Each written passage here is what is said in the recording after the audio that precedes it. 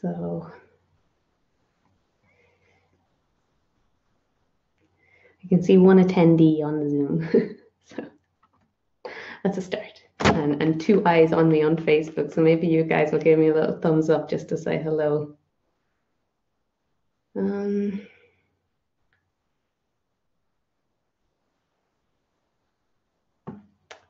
Okay. So now I'm just waiting on Andrew. This is the Intune Parenting Facebook Live series. And if we've not met before, I'm Helen Swierszcz. I'm a parent coach and founder of Intune Parenting. And I'm just waiting. I see now I've got, I think he might be here. Oh no, it's Emma. Hi Emma, how are you? I see Emma on, and I see Rena. Hi Rena, thanks for the thumbs up. I'm pretty sure Andrew should be joining me pretty soon now. Hi Caroline, how are you? Thanks for coming and joining us today. Sorry about this little bit of waiting. I'm kind of an early bird. I tend to come early for things. And I was just sitting here and I just wanted to get started to make sure everything was on Facebook properly and that we were, everything was going to go to plan. Hi, Rena. So yeah, we'll just have to wait now for Andrew to come on. He's already wrote to me on Facebook, so he said that he's waiting to come on too. So I know he's probably close to his computer, if not on it at the moment.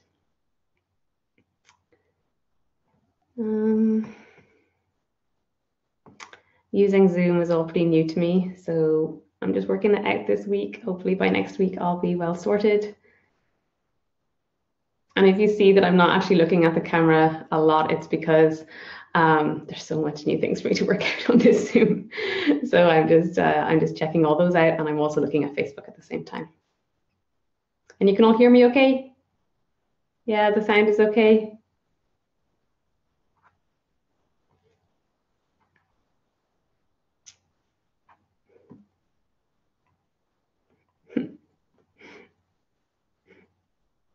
Hi, Brona. I see you waving. Okay. Okay, still waiting on Andrew. Sorry, guys, this is probably going to be a really boring part, but at least before I repost this, I can sort of edit this bit out. Hi, B. Great, thank you for letting me know the sound is working. That's good. I'm trying my best, thank you. So we'll see. I'm just looking forward to talking to Andrew, so that should all come soon. So I've actually got a question and answer box. I should move over to the side, I think. Okay.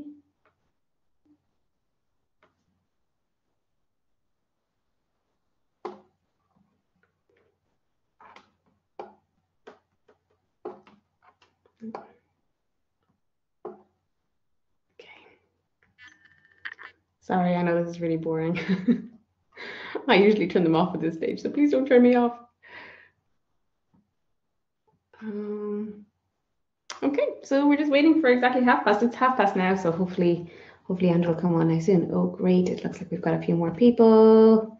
Yep, here he is. Okay. Hi, Andrew. Hi, let me see. I can't hear you. Oh, maybe you're muted. There you go. Hello? Hi. Hi, I can hear you now. That's great. Thanks so much for coming on. Oh, what a great pleasure. This is going to be fun. Yeah, it is. So look, the first thing I want, first of all, introduce yourself. So you're Andrew Newman from the Conscious Story Club. Right. Conscious Bedtime Story Club. That's me. Yeah. That's you. Are we jumping right in? Helen, have we got a few folk joining us already? We do, we sure do. I came on a little bit earlier, so I welcomed everybody in already, and then I was just waiting on you joining us. So yeah, we're just going to jump straight in, okay? Perfect, let's do it. Great. So the first question I want to ask you is, what made you decide to reach out to parents to help them to reconnect with their children in the last 20 minutes before bed in this way, to establish a better connection with them at that moment, and then also long-term into the future? Helen, my background's included training in healing work. It's had a lot of psychological understanding of developmental, childhood developmental models, and how we begin to make sense of our world when we're young, but we don't understand it quite right. And I've noticed that the last 20 minutes of the day as an adult and what happens at that time deeply affects my sleep, and in turn it deeply affects how I wake up the next day. Yeah. I think as grown-ups, we all grown-ups. Well, I don't know if I've grown up yet, but I think we all have the experience of going to sleep on an argument, and how kind of like the mind churns and the sleep is restless, and I know that in a lot of mindfulness practices, there's a lot of discussion around the first hour of the day and how you might make your way to your yoga mat or sit down and have some quiet time. I also know that I'm talking to parents who haven't seen a yoga mat in years because their kids are up before them. So I thought, well, that last 20 minutes is interesting. You've got to put your kids to bed for the first almost 8 years of their life. You're engaged in something that's happening at that time. Let's use it mindfully. Yeah, very good. Yeah. And I particularly love the 4 breaths at the beginning of the book, how you do that. Because I just feel these books as well have a real, they've got a place in every home. And I'm really happy to be able to spread your word to the people in Ireland here. And I hope that everybody will consider buying your books. I think that they're a great way to wind down in the evening, and they also fit in really nicely with my ebook that I have out, and which is about sleep, and there's a sleep induction method. And I now recommend your story. I was originally saying for the parent to make up a story, something, that was like relaxing for the child. But now I absolutely recommend your stories. I think they're amazing. And so I'm just wondering what inspired the stories and the layouts of the book, with the breathing at the beginning and the activity at the end. Yeah, the stories in many ways started for me as a journaling process that became poetical, and then one day I had a poem that needed some pictures, and a few years later I'd done that a couple of times, and I was like, wow, I've got 4 books. What am I doing with these? And at that point I started to hold the stories up against this desire in me to be in service and to help and to integrate what I spent a lot of time making my own personal inquiries, because I just happen to have that spiritual nature self. That's just a big calling in my in who I am. And I thought, let's in each instance you were asking how the stories arrived or what inspired them. In many cases they seem to come on their own accord. If I take, for example, The Boy Who Searched for Silence, I spent 4 days in a silent retreat. It was part of Sri Ravi Shankar's work. He's got 30 million followers around the world, and every now and again I like to do one of his retreats. At the end of the retreat, there's this little knock, knock, knock on the inside of my head saying, go and get your pen. And it's become familiar for me, and I go and get my pen, and the story wrote itself in about 5 minutes. And invariably, my stories come out of a community experience like that. Several of them have been written in the Findhorn Foundation in the north of Scotland. Others were written in an interfaith community camp, in a peace camp in Israel. There's a story called The Prayer Who Searched for God. And again, so I go into community and I kind of call forward a story, and I listen deeply to see what story wants to be told and shared. Wow. And the layout of the books, where did that come from? The breathing practice that we call snuggle breathing, 4 simple breaths. I breathe for me, I breathe for you, I breathe for us, and I breathe for all that surrounds us. That actually emerged out of a long distance relationship that I had at some stage when I was traveling, and I had a partner, and we wanted to try and find a way to stay connected. And we used to just text each other and say, hey, do you want to do the breathe now? And we did it, and we found that for both of us, we had this experience of it being calming and settling and deeply connecting, even though we were on the other side of the world. And so I thought, well, the relationship came and went, but at the time when the book started emerging, I thought, wow, that's probably the best little something I've ever stumbled across. Let's use that. And the activity pages, again, come out of what might be more of an adult practice. There's a lot of language around, hey, let's do gratitude at the end of the day, write down what you're thankful for. And the first one that I created as an activity page was the gratitude spiral. And I put that into The Boy Who Searched for Silence. And it had a nice, then when I got to see the kind of the bracketing for the first time, or the start and the finish. And I thought, wow, this is good. for parents to deepen their connection with their kids, there's something that happens in story time. There's a change of posture. You've been in this parenting mode, which is put your pajamas on, brush your teeth, have a bath, whatever it is, and it's kind of like almost it could be a battle line on some nights of the week. But story time, you come alongside them and you're an ally as you climb under the duvet and you switch the nightlight on and you get into reading mode. All of a sudden you're with each other, and I felt like I wanted to continue that into a discussion phase rather than a parent going back into that mode where they say, "So what happened to you in your day?" Which can land defensively, but rather to just arrive next to them and say, "Hey, I'm thankful for this. What are you thankful for?" Yeah, it's lovely. Yeah, it's really, really nice. I really like that. You've also said in other interviews that your aim is to give children this sense that they belong and for them to feel safe and loved. And I was just wondering if you could explain in what ways your stories facilitate that and in what ways they fulfill your aim. What about them is it that? Right. I want to bring in something that I read just this morning from the Course of Miracles, because I make my way through that. And what it says is that there's only one problem in the world, and that problem is separation. And it also goes on to say, but the problem's already been solved, which I found a very interesting view to hold when in relationship to the issues of safety. And I mean safety to be myself. And a sense of belonging, and often that belonging starts inside the family. And I think that many people have the experience of feeling like the black sheep, like they're somehow outside and they don't quite fit in, and they don't fit in at home and they don't fit in at school. But the irony is there's thousands of us who feel like we don't fit in.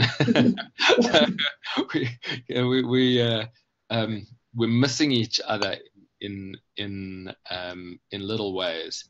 And in order to create continuity in the reflective activity pages at the end, go back to who was part of your day. Let me see. We have the hug meter.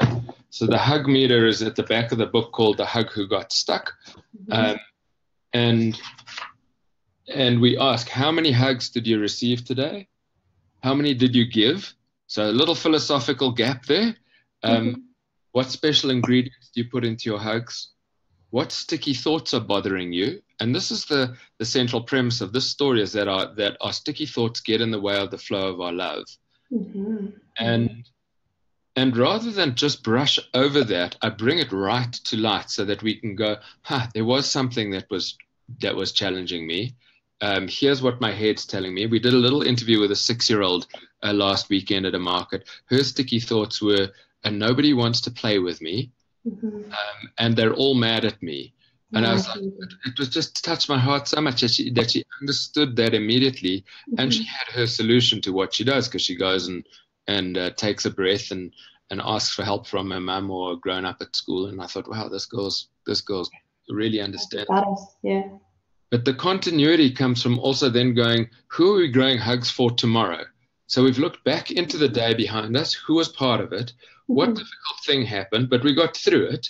And then what are we going into tomorrow? And that creates a sense of continuity. And in that continuity, there's space for safety and belonging. That's beautiful. So we have other questions as well. I've got a lady here called Emma, and she's asking, I'm just going to click, I've never used this before, I'm going to click this answer live. I think that means that she'll come on. Is that okay? Yeah, let's find out. Is that how it works? Emma, are you there? Would you like to answer this question live? I'm not sure if she's actually there or not, Andrew, sorry, but I can just read out her question. Her question says, my children are 3.5 and 2. Are they a good age for these books? And they sound so good. She likes the sound of your books. It's really interesting, because I think that my books are for kids from the age of about 3 to 85. And different things happen at different ages. So we know that at the age at 2, that this is about time with mum having an activity that she can do to be present with her little one. The content of the story is relevant, but not on the same level that it's going to be relevant at 3 or 4. And at that stage, it is about the colors, the images, the pictures. We have some of my books that work well into that age group, and those are the rhyming picture ones in the collection. Books like The Elephant Who Tried to Tiptoe. It's just full of animals, and that's why parents with young kids at that age would start with it. We got going here,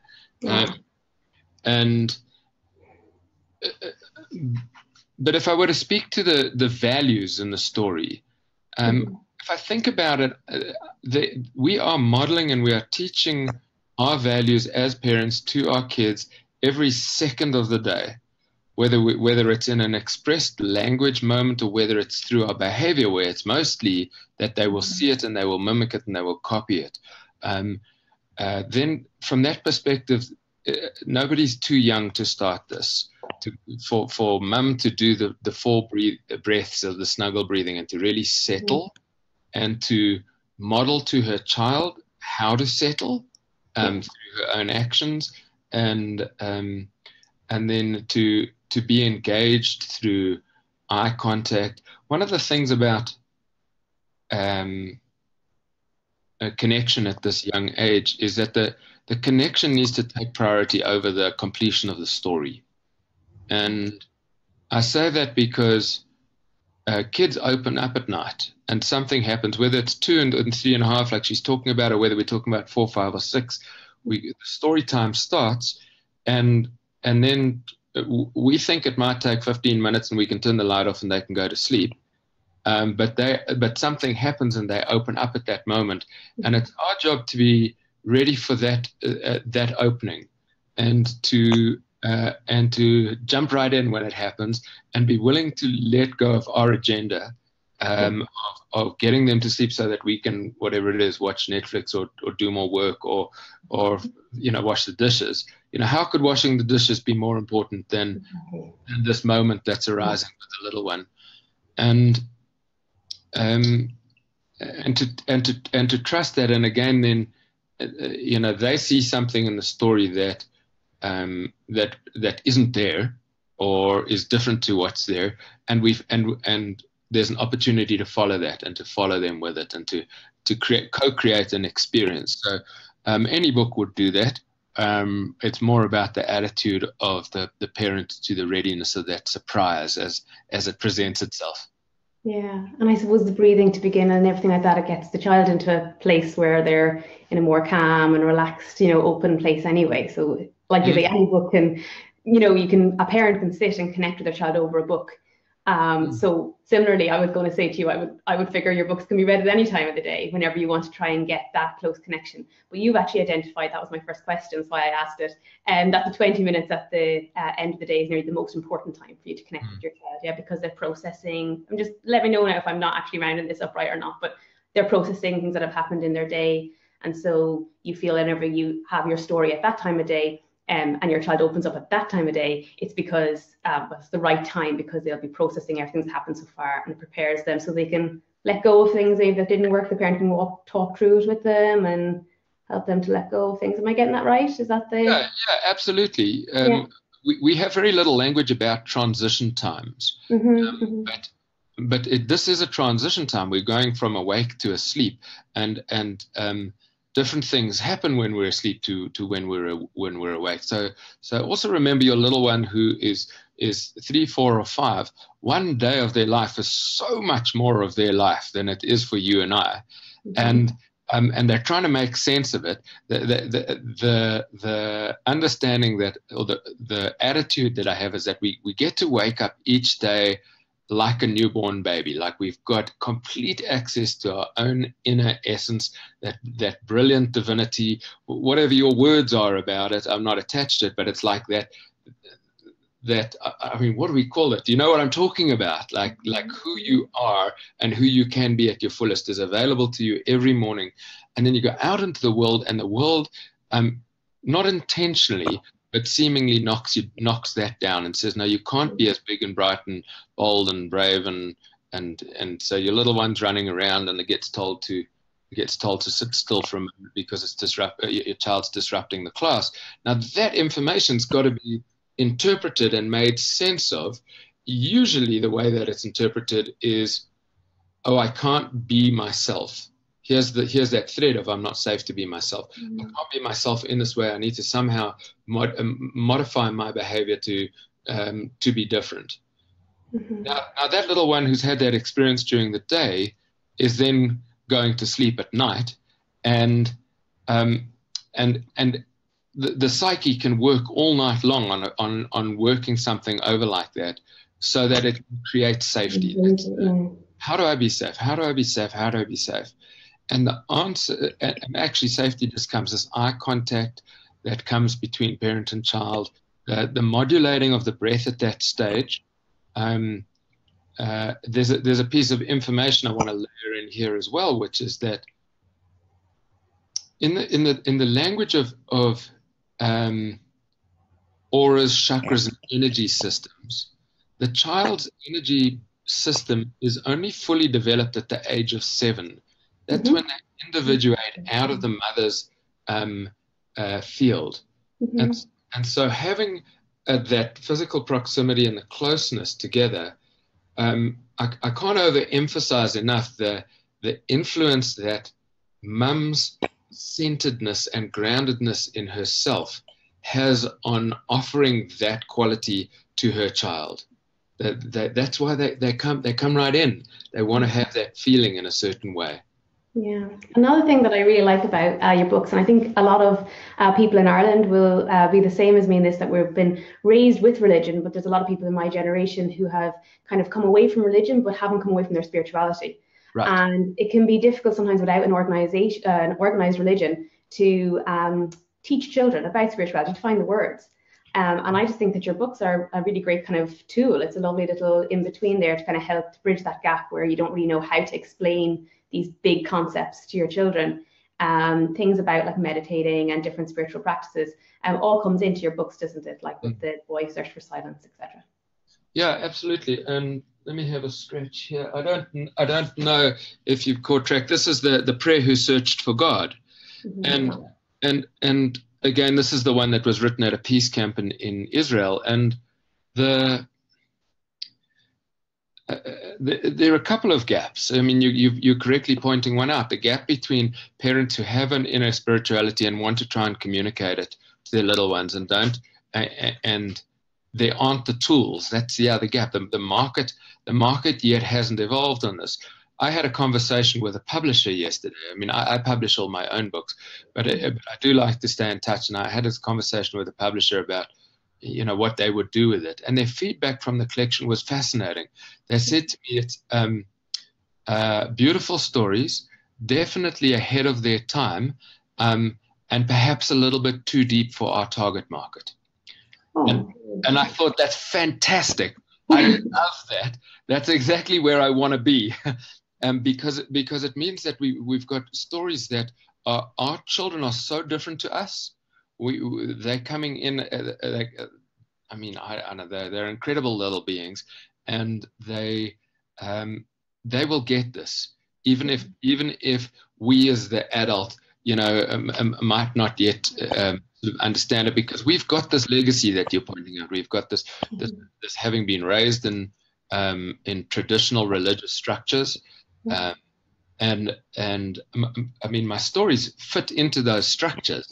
There are many people in I'm in Boulder, Colorado, in the States, and we have a very strong Christian community here, who complement their lifestyle with these stories. Yeah, so they're multi-denominational in a way, yeah. Right, absolutely, yeah, because I mean, if we're gonna get into the territory, and I don't want to go too far into it, but there is only one, whatever the one is, if you want to use the word of God or source or universe or spirit, that we're a world of oneness. This is a place of non-duality. Yeah, I absolutely agree, and that's the kind of thing that I'm trying to communicate to my children. And like I say, it's that's nearly sometimes too big for them. It's almost you know what I mean, to try and find the words to explain what you mean, you know.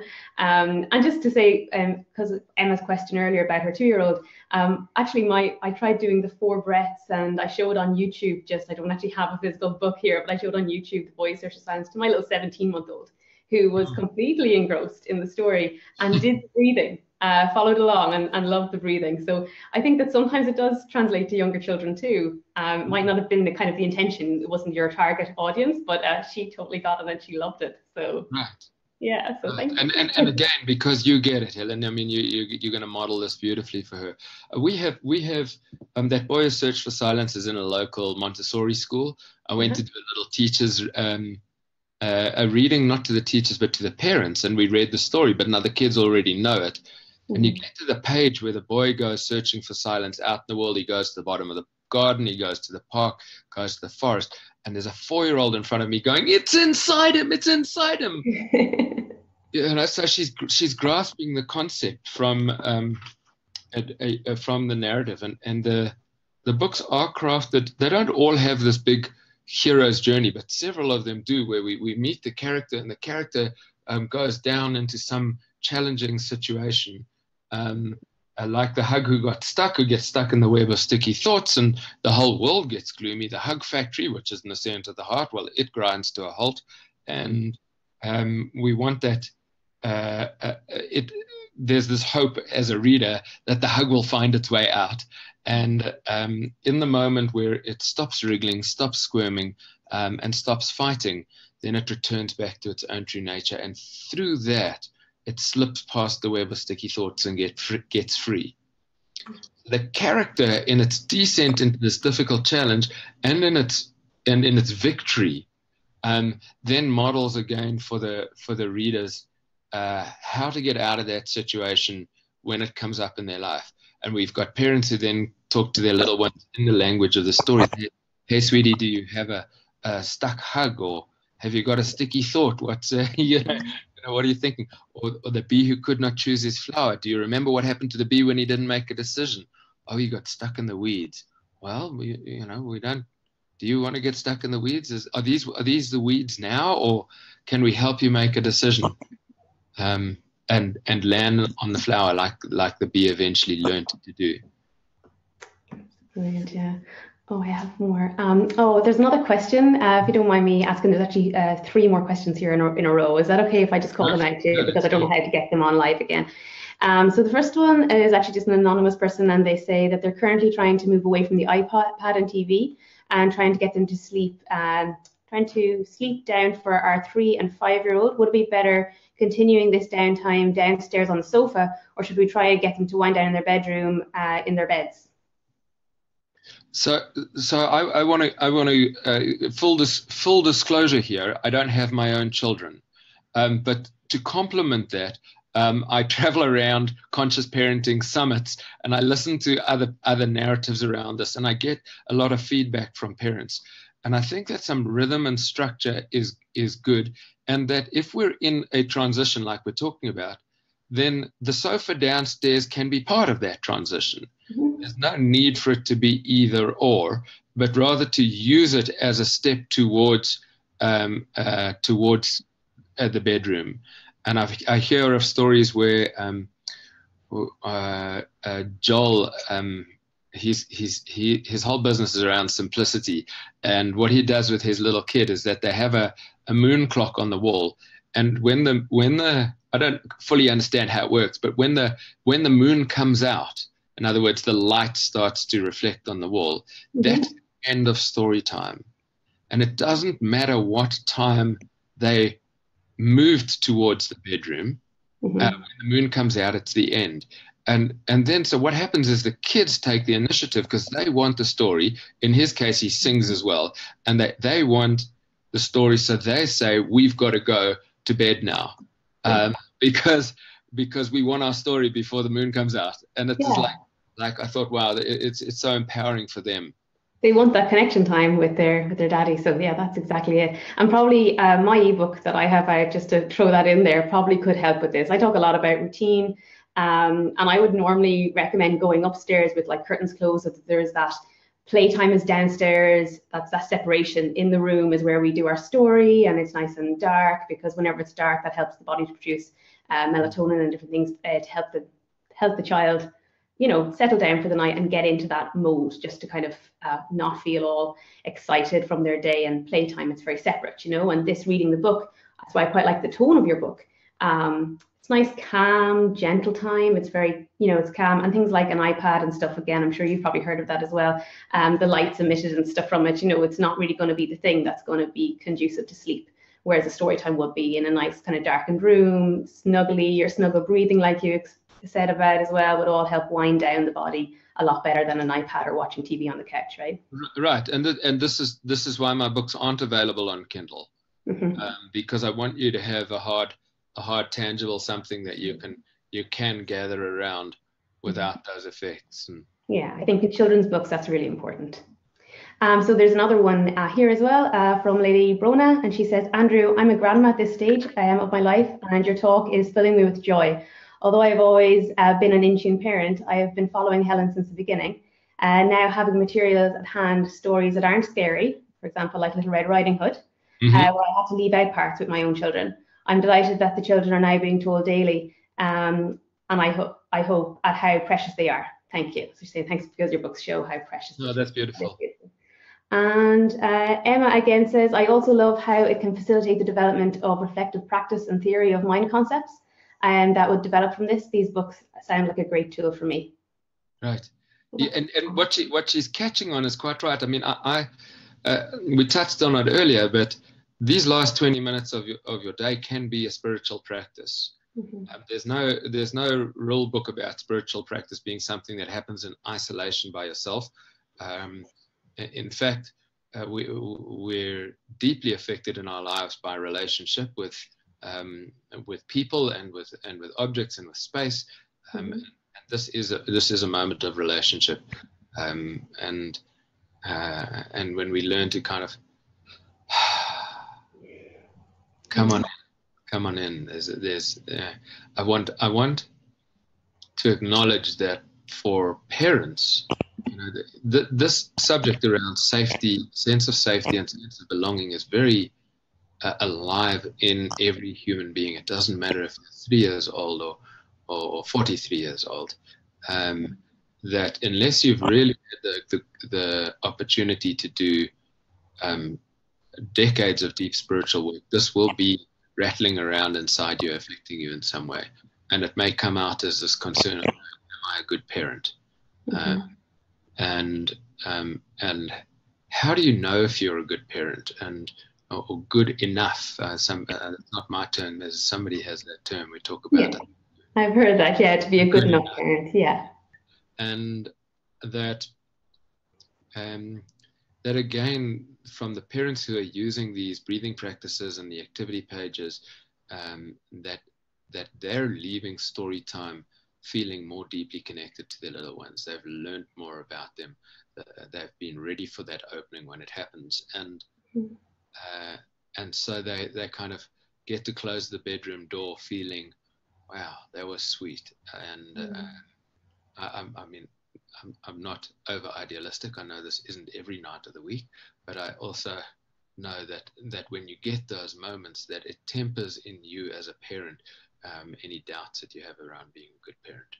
Yeah, I agree. I absolutely agree. I've had lovely moments like that with my own kids as well. And one thing that blew me away only just last week was my little boy, he's 8, and we were just walking through the park, and he just got really kind of, he was off in his own little mind. And then and he turned to me and he said, do you know what's amazing? And I said, what's really amazing? That we are here alive and we can touch each other. And I said, yeah, that is really pretty amazing, Kevin. Like, I mean, sometimes they just come out with these things. So it's lovely for parents, because that's a lot of what I do with the parent coaching is it's about helping the parents establish that connection with their children for the parents' benefit as much as it is for the children's benefit, to have that deep connection with your child, because there's so much they can teach us. I mean, they're just already so wise, and there's so much things that they can teach us as parents too, right? Right. They're here to help us awaken. Yeah, I agree. And that's going to happen whether we like it or not. We can fight this, but why? Well, to no end. I mean, they come yeah, they come in a certain way, fully formed awakening machines that, that throw beautiful tantrums to make us check in with ourselves and see what's the problem with. Yeah. What's the problem? And to slow down and things. I think a lot of, as adults, we're going so fast, and the one thing that children always seem to want is for us to slow down. And when you do slow down, that kind of helps with the whole spirituality as well, doesn't it? It does bring you to that place of being a bit more centered and a bit more in the moment. And that's what our kids are like constantly asking us to do, is to be here, to be present, you know, and to be with them in that moment. So yeah, they have a lot to teach us. It's wonderful. And my question to you and to your listeners is, what do you need stories about? Write in, please. We've got get some more comments up here about some what they want from you. That sounds great. I saw that you've actually got a new enough one up, have you? Did you say it was for 8 years? I again only saw on YouTube. I'm sorry that I haven't actually purchased yet. But is there one, a Panther or something? Right. So you're sneaking in ahead of a launch, and that launch happens tomorrow. So I'm sorry, I'll leave it. I'm so sorry. No, we want to talk about this because we're already. We've been working on this for years now. And tomorrow is the day. So it might be quite late tomorrow your time, but we are launching the pre-sales of a story. Where is it? Wait for me.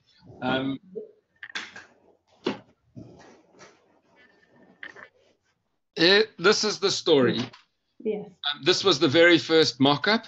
We've changed the cover. It's going to be all in black because it just looks so regal and magnificent. Mm-hmm.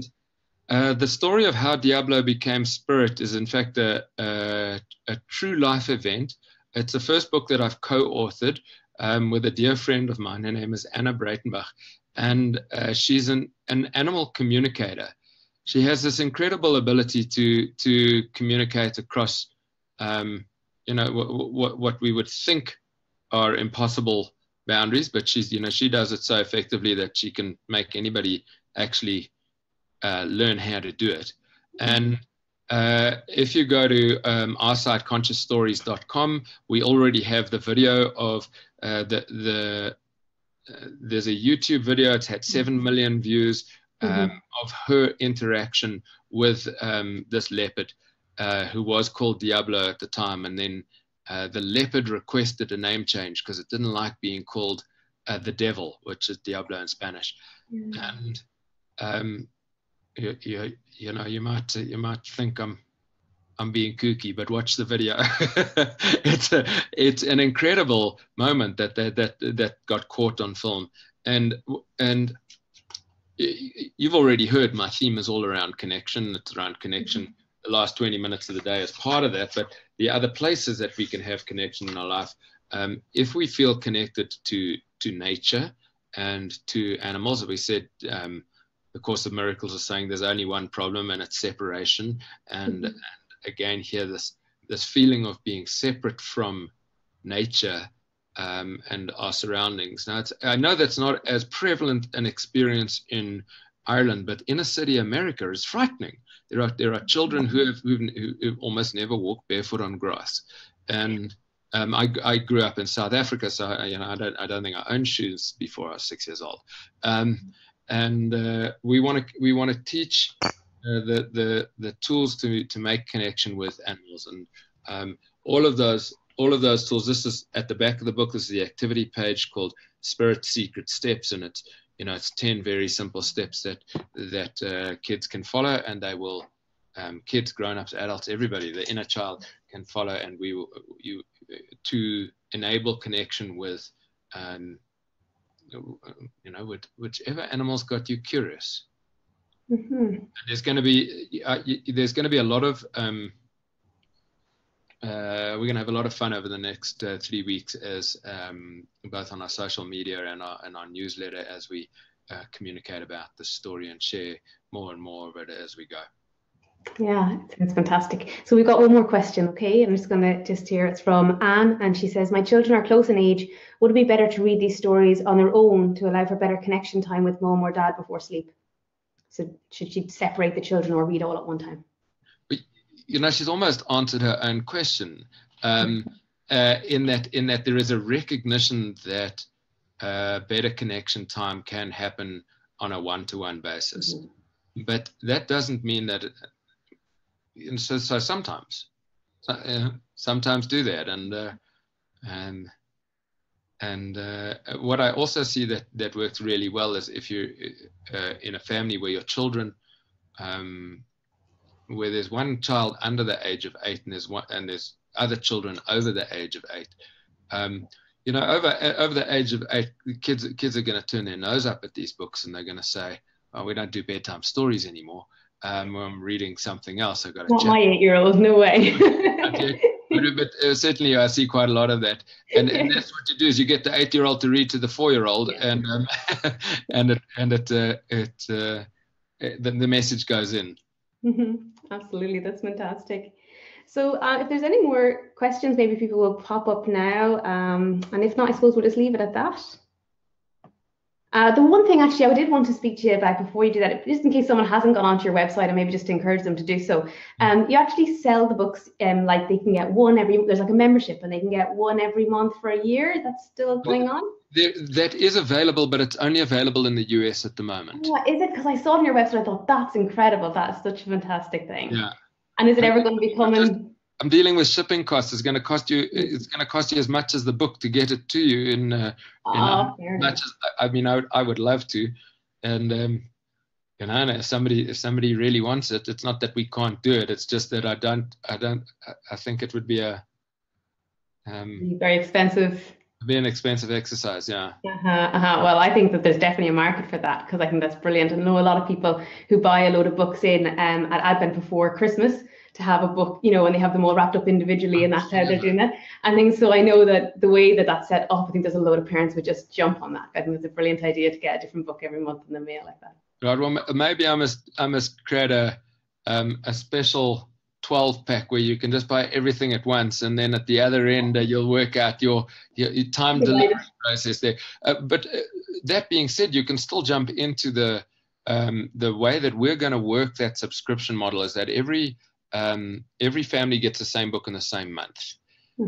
What it enables us to do is to talk about the theme of that book in conversations like this, and we can get together with the community, have Zoom calls, hear what's happening at the home, how this parents understand the theme and how children do, and then bring it to life a bit more deeply. And you don't need to be getting the book once a month to get in. If you have them all, if you have the collection already, you can. Yeah, if you've got them at home, just come and join us for those calls. And it's a very young part of our business. The business is generally very young, and we're learning how to get books out and around the world. Pretty much, as I said, I publish it myself, so I don't come from a publishing background. But I realized that in order to keep the collection together and coherent with the artistic style that brings the stories to life correctly, I needed to hold the ownership of that.